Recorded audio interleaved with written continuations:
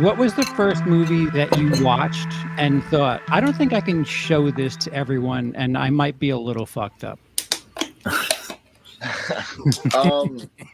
mean, I know the first movie that really fucked me up personally, it's gonna sound really silly now, Let's Play 2. It affected me so bad as a kid, but the scene with the doll eyes going into the technician's head, there was something about that scene as a little kid that just haunted me. Like, it really, really haunted everything. Like, I had nightmares about it for weeks. And just the idea of this human being with doll eyes being forced into its head was something that really, really scarred and affected me when I was young. The older I got, I don't know, because it seems like, you know, we all started watching horror at such young ages that it's really hard to determine when that line came of, you know, this is bad, this is fucked up. Jason Goes to Hell is still one of my favorite movies in that franchise, but I just remember feeling so dirty and gross during the tent sex scene when she gets ripped in half with a hole. I remember just being like, you know, as a little kid, obviously, I was like, those are boobies. Yeah. Those are ripped boobies. No. I liked them better the first time. Together. Yes. And I always was like, the reason that happened is because he threw the condom out the tent. Like, if he would have wore the condom, Jason would have been okay with it. So after that, I was like, I will never not have one of those in my possession ever. Good choice. So, yeah, 3 kids later. Where are you, Jason? I've been waiting. I just remember seeing that as a kid and being like, what the like, this is so gross and so over the top, but it's amazing. And like, in the same movie, like when you have the guy that grabs Jason's heart and just starts eating it, you know, I remember as a kid, I was like, this is so disgusting, but I love it. Like, I need more of it. Like, you know, the goo pouring all over his face. And like, I that movie, to me, that was like the first real, like, body horror thing I can remember watching. Because like, even at the end, like, you have all the melting into the floor, you know, and like, to me as a kid, Jason Goes to Hell, which, like I said, still one of my favorite movies. I love Jason Goes to Hell. I adore it. I will defend it to the end of the world. But when I first watched it, I felt gross, you know, like, and then I had watched Hellraiser shortly after, and I got those feelings again of, you know, ooh, what are we doing here? Like, this is disgusting. It's gross, but it's amazing at the same time. So I'd say Jason Goes to Hell or Hellraiser is where, like, the real, what am I watching and why do I like it so much feelings came from. That would probably be the two for me that really sunk their hooks into me and pulled me into the gore, gross part of it. Interesting. A gate or a pair of gateway drugs, if you will. Very, very, dare I say, mainstream. I think we'll all have some sort of mainstreamy sort of pick, but Team Sweet and Spooky. I kind of have 2 answers to that, I think. Okay. But I guess, like, gore-wise for me was probably Audition from Takashi Miike. I feel like that was the one. That was one of the first like disturbing movies. I was like, I'm a big girl now. I'm watching disturbing movies. And that was one of the first ones that I watched pretty young. And I was like, after like the one scene, do you remember with like the dog food? Do you know what I'm talking about? You're talking about I vomit. forget that. It was the vomit in the dog bowl. That Yeah. scene. It was so gross. No, but I I remember remember that. like watching it and being like, I really love this movie, but like, what do I tell people? Like, you know, because I wanted to recommend it to so many people, and I was just like, what do you say? Like, I remember recommending it to my best friend Melissa, and I was like, you have to watch this movie, but like, Don't just say so I you know, told it's you. really gross. So like, I don't know how you're gonna feel about it. She's like, oh, okay. Like, I feel like that usually scares people away, and then you're like, well, why do you like it? I don't know. The funny thing is about like Audition, it like takes forever to get really fucked up. Like, Yeah. you just think it's this like weird Weinstein movie for a while, and then Yeah, that's true. As opposed to your average Weinstein. I don't want to watch any of those. Yeah, and then I think the other one for me, it's not gory though, but my favorite movie of all time is Clockwork Orange. People don't consider it horror, but I feel like it has lots of horror elements. Say that movie's not gore. I mean, it's not really gory, Well, but that movie is so upsetting. It is. And I'm always like, desensitized to it. Sure, it Yeah. falls in the theme, I guess. Sure. I would just- totally say that's a horror flick. Like I would. Yeah. I totally agree. say that's It's horror. more like kind of like realistic, I think, especially like the break-in scene. Also, like Kubrick just kind of melded so many different aspects of so many different genres together so seamlessly. Like, it's easy to say, oh, that's not, or that is a horror movie, you know? Yeah, that's I think it's a horror movie, That's the one movie personally. though. Whenever I tell people that's my favorite movie of all time, they're like, "Why?" I love Or it. they go like, "Really? Are you sure? Are you sure?" Like, yeah. That's funny. I've seen a lot. I've seen multiple people, including my parents, say that to you. Yes, a lot of people they don't get it. And then they tell you theirs, and it's like, hey, Little Mermaid 2. What? 2? The straight to DVD one? Oh, okay. So, I don't know if I necessarily have like one that made me feel embarrassed or like not embarrassed, but like made me feel uncomfortable to tell people about. But off of Ken, funny enough, I'm gonna say, and y'all are gonna make fun of me, and I don't like this movie. The paintball scene in Child's Play 3. I'm a big paintballer. Like I play regularly all the time since I'm a kid, and the scene where they go out and he replaces the paintball, like the training paintball guns with the real guns, as a kid just bothered me so much. And this is gonna be like a through line for me too. It's not really a gory scene or anything, or really any. I mean, I don't like the movie really, but that scene is so good. You can And stop saying that. no, I say That's gonna that. get personally offended. No, I say that Ben doesn't because have like the cancel button with him. no, you know what it is? Because it's like that scene just feels so petty. Like what did these kids do to you, man? Like what? And I think that's what makes the scene so effective, is that it's just so upsetting, you know. And that for me made me so uncomfortable and so ick, and probably more than like a gory movie per se. Okay. Dice? I had to think about this when I had to actually look through my letterboxes. I'm like, let me look at my usual watch history here. But the first one, see, you gotta understand that I have so little guilt or remorse when it comes to stuff I watch. I will purposely seek things out to show people just to unsettle them sometimes. Not severely, just enough to make them go, why? But I think that the first one that made me really sit back after I watched it and go, let's try to process this a little bit. Are we all right? Are we okay? Was Reanimator. And I think there were a number of reasons. The whole reanimated corpses thing is not new, not even then when I first watched it, to me. But I think it was really the head giving head scene Yeah. that Head made me go, split. now I don't think everybody's going to want to watch this. I don't think this is going to go That over scene That was- well. scene is disturbing. That was a weird scene. Yeah. And every time someone watches it for the first time, especially if I recommend it, I'm like, oh shit, they're gonna have to watch that. I can explain. That's funny. And you showed me that movie. I appreciate that. And we're not done yet, man. So oddly enough, my the first movie I watched that I knew something was wrong. When I watched Return of the Living Dead, and the woman on the half woman on the table was topless, and like Ken said, boobies plus, Rocking movies. and I just didn't know how to process that. I remember, when you're a kid, you break VHSs and you know what the time code is on certain DVDs, and I knew where that part of the movie was, but I just couldn't figure out. To this day, I didn't know if I was turned on by it or because there's nothing really to I get it. penetrate it. I appreciate it, Ken.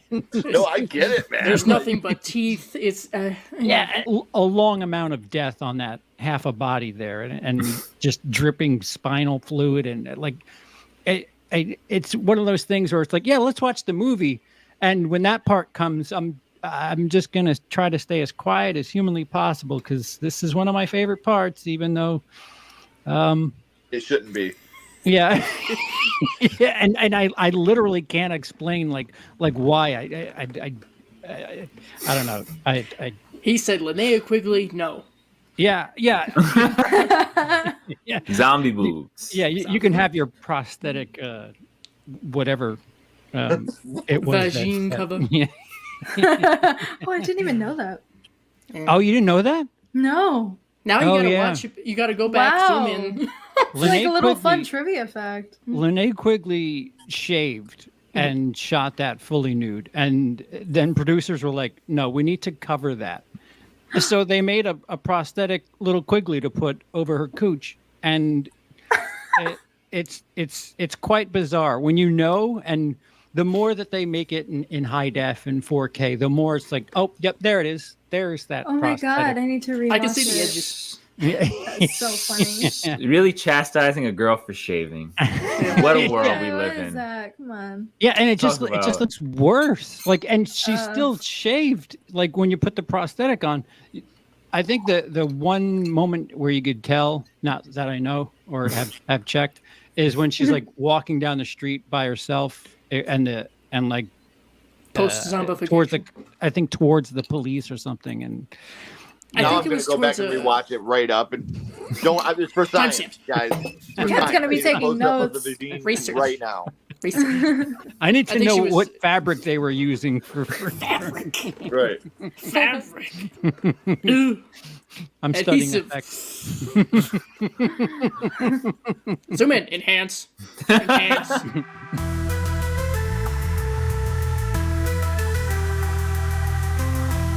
Does it add something to a movie to you all of you? I'll start with Ken again. Have you progressed since seeing toys penetrate somebody's face? I think that, it's still, I hate to say that I'm not desensitized, because I think we all, to a certain point, definitely are. But there are still times, I just went and watched Saw X last year, and the leg scene still really got me like, oh, god damn it, hurry up, stop it. That knock it scene off. got me. Yeah, the The bone razor wire on the leg. Oh, yeah. Yeah, I did Yeah, not I'm enjoy dying. it. I was I'm not dying. I'm having tapping fun out. during that moment. I will simply cease to exist. This hurts. All right, it's been nice. Yeah. So stuff like that, I think that there will always be a way to make me squirm a little bit. I'm trying to think, there was something else recently that we just watched that I was like, oh, okay, that can stop any fucking minute now. But I think that the gore part of things, it can really have a big impact as long as it's done for parts of the story. And Saw is a really good example of that. Like the human, like the rat, Saw 3. Very hard to watch. But it's also a lot of emotion in that scene. Watching Jeff look at Tim Young, and then actually trying to help him. after seeing what he's gone through, you know, Yeah. his head get twisted, and so it does have a great part of the story. Where it starts to lack for me is, again, I do love the Terrifier movie. I did like Terrifier 2. I thought it was a little too long, and points like the bedroom scene could have been shaved down a little bit. It gets to the point to where you're not even like grossed out or shocked. It doesn't have shock value because it's just gone on for way too long, and you're just like, the more gross. Like, I was honestly more grossed out by the dead possum scene because it was so quick and so graphic and so gory that it was just like, oh, that was fucking gross. That was so disgusting. And I could imagine the smell, you know, like that to me was way worse. And you get like the bedroom scene, and it's like, it's been going on for so long that, you know, I get it, guys. Let's go back to telling the story of this magic knife and woman that lives in water for 15 minutes and all the cool stuff that happened at the end of Terrifier 2 that I really liked. Yeah, I don't know if Damien Leone gets credit for like wanting you to just feel emotionally exhausted for a scene like that, because my immediate comparison would be the tunnel scene from Irreversible, which Oh my is god, I was just thinking of that. We're in sync. Shut it off. Shut it off. I know, it's never finished that movie. It feels longer than what it is, and it's already long. Yeah, and the fact that the camera's just always moving, and then like, oh, well, for this scene, we're just going to put the camera on the floor and, you know, just let everything play out for 15 minutes. And it's just like, oh my God. All right. I get the point. I know what's happening. Please stop. That scene really made me sick. That's my trigger. I can't do that. Yes, I can't watch those things. It's happened to too many people that I care about. It's happened to too many people that I'm in love with, and I can't stomach it. You might as well murder someone at that point. I shut the movie off. I've never seen how that movie ends. I don't know. It got to the point where I was like, this is too much. I left the room. I could still hear it, and I was like, I'm done. Shut this shit off. I was irritated. I was angry.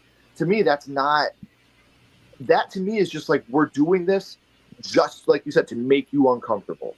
There's nothing with the story, nothing with any furthering of any type of art. This is just, how can we make people feel as bad as we can possibly make them feel? And that's not why I want to watch a movie. I don't want to watch it. Like, you can do, I hate to say it like this because I sound like such a fucking nasty weirdo. You can do an SA scene tastefully. You know, getting dragged in a room and a door getting shut. You know what's happening. You don't have to see it. A woman doesn't have to be humiliated on camera. You know, you could do these things to where you're still uncomfortable. You know what's happening. You don't have to show it for 15 fucking minutes. Yeah, they can allude to it. Yeah. I think SA is a great example of maybe like an argument against desensitization, right? Because that was huge during the like exploitation horror era, right? In like the 70s. I Spit on Your Grave. Yeah, all those fucking House on the Lift. Yeah, exactly. Right. And like, it's really one of the things that I think, I'm not going to say this like, you know, don't put it on my gravestone, but like, I think people almost have become more passionate about not liking it since that era. So in a way, it's almost, I think there's aspects where some things we become not desensitized to per se, but like we don't feel as strongly about, maybe like just over the top gore with no emotional beat versus something like SA, which there really is no way not to have an emotional beat. You know, I agree. It's just too real. It's happened to too many people we know. It's, you know, so for me personally, I always look at SA and I go, oh, maybe that's an aspect of film where, you know, we're kind of the opposite of desensitized, where we become not more aware of it. Obviously, we've always been aware of it, but, you know, where we're like, maybe we don't need to see that as much as people 30, 40 years ago thought, you know, because people really thought that shit was, I guess, like intense or stylish back in the day. And I think it's corny. I think it's played out. The phrase used to be sex sells. And now with all these producers, it seems like, I don't know. At least Hollywood. Half of them, something. You know, the good thing is we've also gotten a lot more sensitive to, you know, not just women but men that are humiliated doing this on camera. You know, And how many stories have we heard of women showing up to sets and then being like, oh, well, guess what? We know it wasn't in the script, but now we wrote that you're going to have a 5-minute sex scene completely nude with this guy, you know, and it's this or your job, you know, and it's like we've gotten past that type of stuff now, and which we should, you know. Why am I blanking on her name? She played Sienna in Terrifier.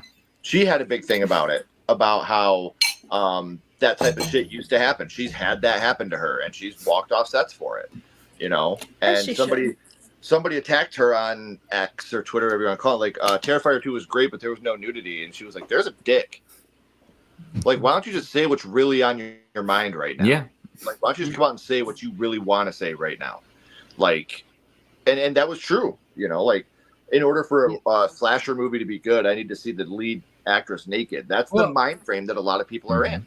Plus, if anything, it goes against the trope. Like, the final girl doesn't get naked. So exactly. Halloween, the first one. Exactly.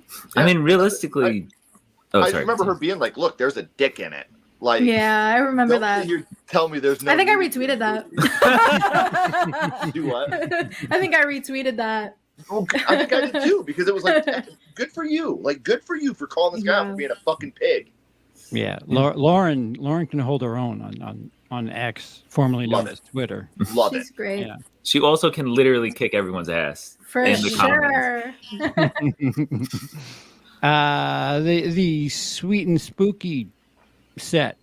Is it necessary to be a part of the story? Is it necessary? Like, are they going to hold a gun to your head in the writers' room? No. For Gore to be a part of the story? To be effective, I think. Yeah. Oh, okay. I don't think necessarily, right? Okay. I think for it to be effective, yes, 100%. And you know, a lot of the torture porn people are going to be on our asses for this, but it's not really like I personally think when you say the desensitizing aspect of it, like realistically, it's just because I say this with a grain of salt, but I think the reason we're desensitized is because there's no emotional connection, right? You can't put yourself in that place because it's so commonplace per se, right?